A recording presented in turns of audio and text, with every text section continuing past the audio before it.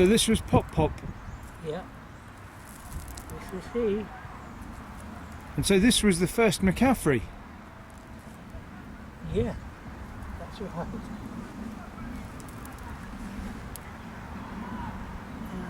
They should have had him Walter F McCaffrey, née Caffrey. Yeah. Yes. Should have had him down as 2. Yeah. But I think I'm 3. Ah. What do you remember about your father? Well, not an awful lot, because he was never ever here. He was away in the Navy. But I do remember him after the war taking us all down to Sheerness and going swimming in the swimming pool down there. And I can also remember stealing his BSA motorbike, a 125cc, and going for a ride up and down the road. And he never did find out. And if he had found out, what would he have done? Well, I don't think he ever struck me in all his life, so he probably would have told me off, and that would have been it. Oh, nice. So yeah, he was quite a kind old boy. But quite irascible as well, wasn't he? Oh, quite irascible. Yeah, it was his Irish nature. He was very confronting with everybody, and used to soon tell the kids off if they did anything wrong. Yeah. Jesse and Paul and Danny got told off quite often if they did anything wrong. Very good. But apart from that, he was a nice old boy. Yeah.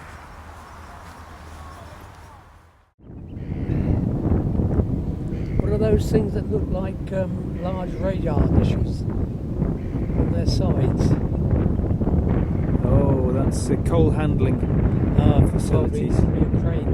Yeah. It's for offloading the ships from the coal brought in from Poland. So tell us, Father, about this place. Oh, this is called the Strand, Gillingham Strand.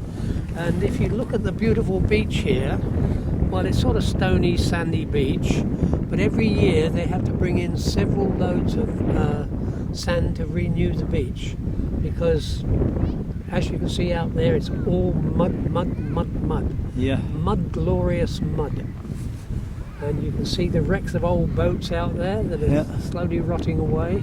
And then, of course, there's the modern trend for people to have their own boats, and they're moored just left standing on the mud. And just behind us, there is a huge marina, which has grown up since we were here. And once again, behind us is a replaced paddling pool.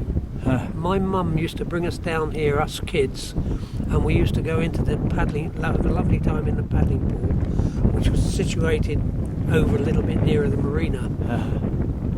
And also here there is a open-air swimming bars, which we should go and have a look at later on, where we used to go in from March onwards, and it was cold. Well, it's cold today, isn't it? It's right at the end of March today. Yeah, it's pretty chilly.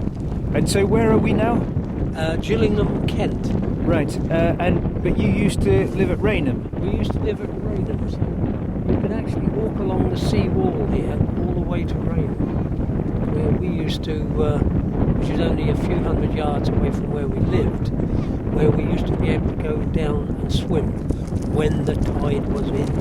And as you can see today, the tide is out, and it's uncovered the mud flats.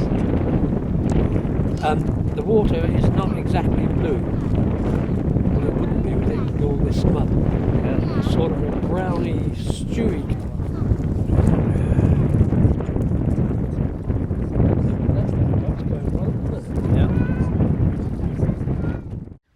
Right then, Father, tell us about this swimming pool. Oh right, this is the Gillingham Strand swimming pool, open air, as you can see.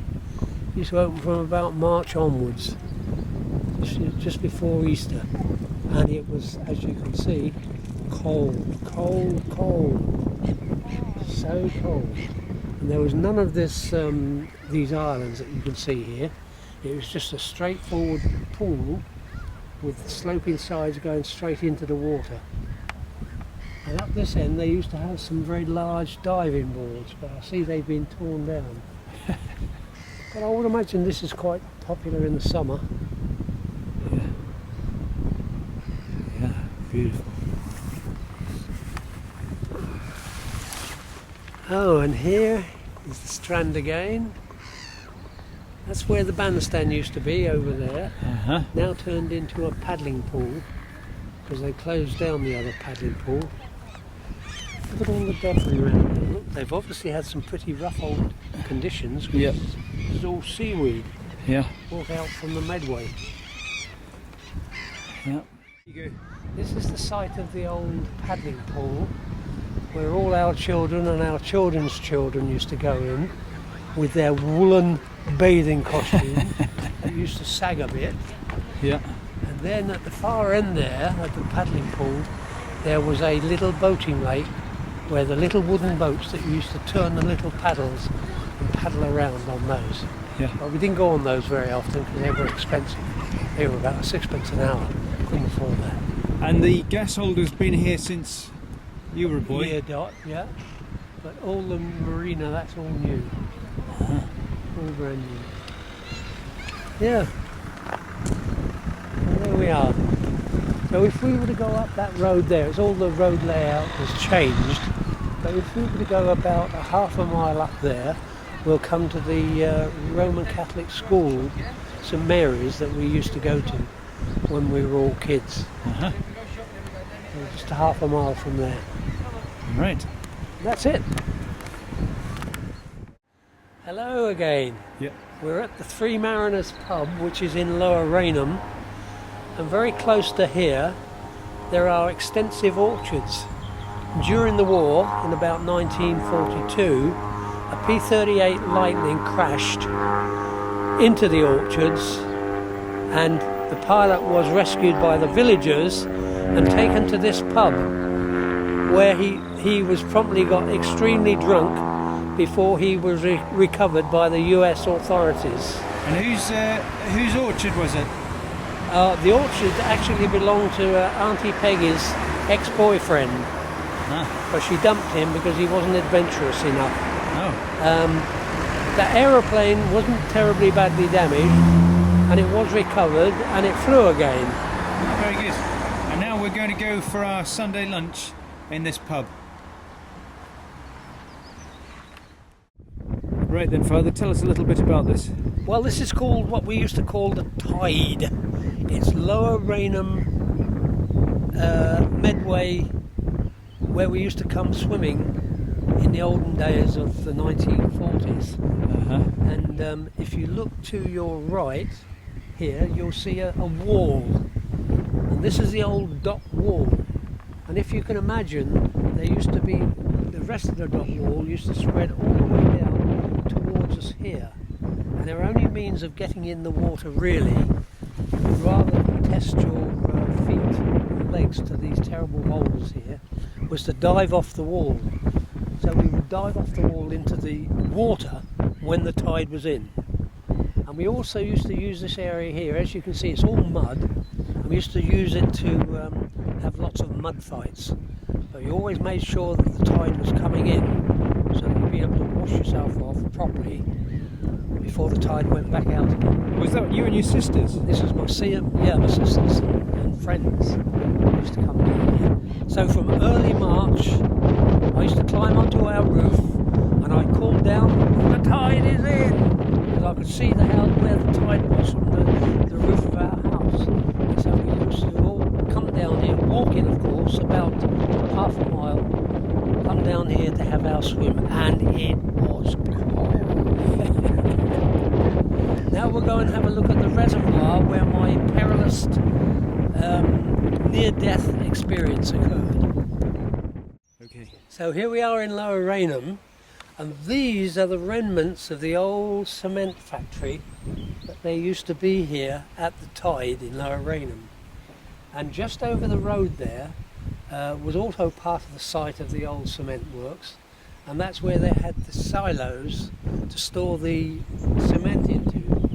And Peggy and I used to get inside the silos and we would climb about 120 feet up the ladders to go sunbathing on top of the silos. But of course, all gone. All gone. Over here you can see the site of the quayside where the barges used to come in and take the cement off to wherever it was going. And I can remember in 1948 there was a motor torpedo boat moored here, and they were reconditioning the boat so that it could sail to Australia, and they used to invite us aboard to have a look around. Whether it ever made it to Australia I shall never know, but that was in 1947. Uh-huh. That's it. This is the site of the old reservoir. When the tide was down, this reservoir would fill with water, so that we were always assured of a swim if we came down here, because it all the tidal waters came in here, and it was prevented from going out again by a large sheet of corrugated iron over the tube on that structure that you can see just in front of the old boat. And we'll take a trip round there and have a look at that and see what it looks like. So this is our lovely playground of water all day long. And what happened that one time? Oh right, one time we had a spring flood tide, and I was on that structure over there having a look at the tide coming on, and the water was actually above my ankles when I was standing on that. And I decided to bathe my feet, so I sat down in the water and I put my feet in the water, and the tide rush was so strong that it got hold of my feet and it dragged me through the tunnel into this reservoir. And I managed to sort of hang on to stop myself going through the tunnel, but eventually the power of the tide was so strong that I had to release my hands, and it swept me through the tunnel, which of course was full of shellfish, which scraped me to pieces. And very fortunately the corrugated iron was only partially over the exit to the tunnel, and my sister was playing in there at the time, and all of a sudden I emerged like a cork out of a bottle. So she got hold of me and dragged me out, and of course I was bleeding and covered with blood, and my other sisters came around, and they got me up on the bank and they cleaned me up as best they could, and said to me, "You're not to tell Mum a word of this, otherwise she'll never allow us to come down here again."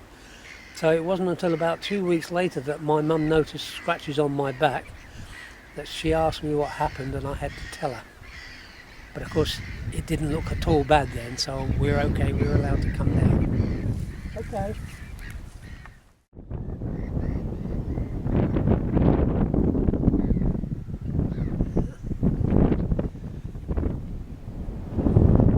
Desolate spot. Our playground. Happy days. Wonderful place for kids to come and play. Yeah, deadly. When the tide was there. Where you go? This is our old house, Ravenswood was the name of it. In those days there were no pavements here, it just came straight onto the very narrow road. My bedroom is the one on the top there, and that's the roof I used to climb onto to see what state the tide was in, to see if we could go swimming. Since then it's obviously had a new roof, and obviously this front garden was much more forward than it is at the moment. Over here there were no houses just there, but in here, I don't think was that tree there? Yeah, I suppose it must have been. But there's just a narrow path going into the back garden. Here my father dug out a parking spot for his car. And I think, as far as I can see, the garden that we had went much, much further back than it is here. So who lived here with you? Oh, well, it was my mother, sisters Norrie, Peggy, Myra, Sheila, our youngest, and myself. My father was very rarely here because he was away in the Navy.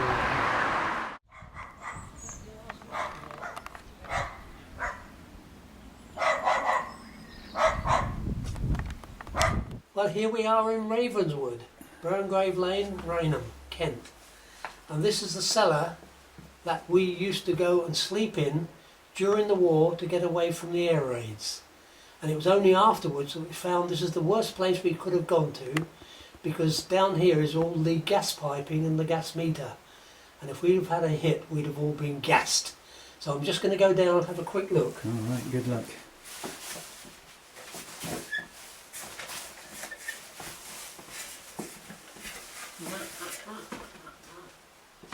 Oh yes.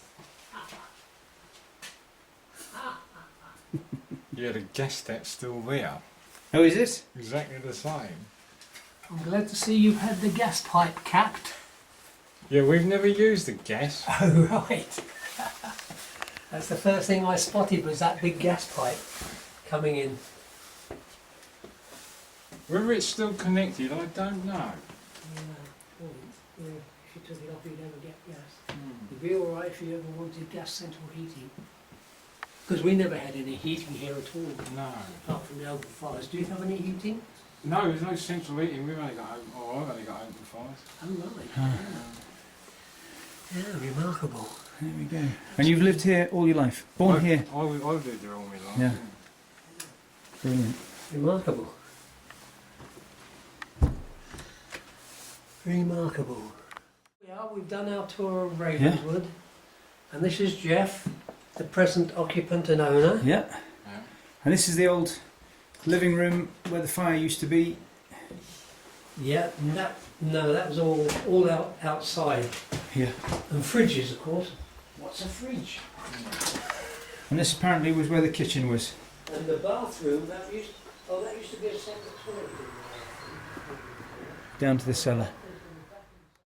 Right, there's our old house there, Burngrave Lane, Ravenswood Burngrave Lane, overlooking this beautiful, beautiful chalk quarry, full of chalk and flints, and as you can see now, trees. And it's now become a nature reserve. And just over here we used to have an old railway engine, which we could scramble over as much as we like and play with it. And just here, we used to have the slope that ran right down into the quarry, where we used to do a lot of sledging in the winter. That was absolutely great. And down here, we used to have our dens, and we used to make our bows and arrows. And just further down there, there's all sorts of ponds where you can get newts and lizards, and there was also a lot of grass snakes here. And over the far side, they had quite a big wood, which I can see is still there all these years later. And there was lots of chestnut trees there, sweet chestnuts. So that was great. Down in the bottom here was where the army used to come along, and they had a firing range, and they used to fire their guns into the chalk cliffs. And later on, when they'd gone, we used to come along and dig out all the bullets from the chalk. I think that is about it. Behind us, built on the site of my mother and father's old house, which was a little tumble-down wooden dwelling, we have this rather palatial number 334 Maidstone Road, Rainham. And it was in fact called 334 when we occupied it as a little wooden shack, and it's changed a bit. And next door, the house is exactly the same as it was when we were here. We left here in about 1952, and the house next door was owned by a chap who used to work for the Navy in the NAFI, serving on board ships. And that's all I have to say about 334. Oh, here we are again, home again, jiggity jig. We've had a wonderful day out in Kent on the Ancestor Trail, seen all sorts of things we never expected to see again. And then towards the end of the afternoon, Rob decided that we would go to Canterbury and see my dear old sister Norrie, who's got to be 84 years of age. not too good health, but still staggering her along like the rest of us.